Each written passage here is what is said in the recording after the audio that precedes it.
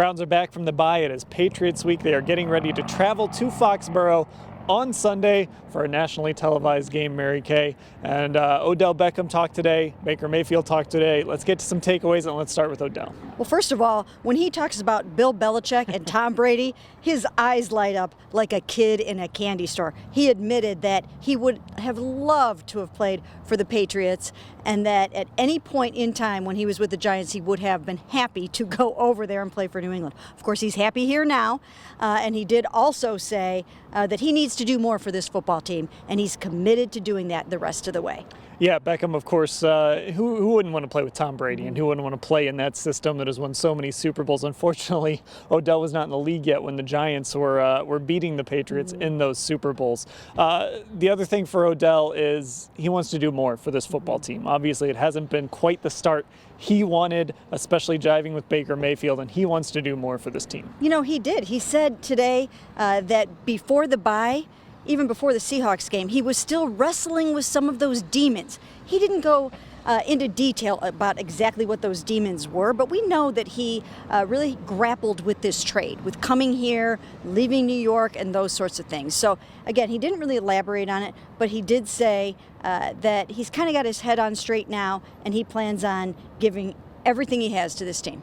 Now, Baker Mayfield, as I said, spoke today, and the thing that he brought up again was officiating. Of course, he got fined for his comments after the Seahawks game, but he didn't back down today. He kind of doubled down on his comments about the officiating and the problems he had with it in that game. Yeah, he said, hey, you know what? This was freedom of speech. Why am I getting fined for freedom of speech? This needed to be said. He called the fine ridiculous, and he says, when it affects my job, it sucks. Something needs to be done about it.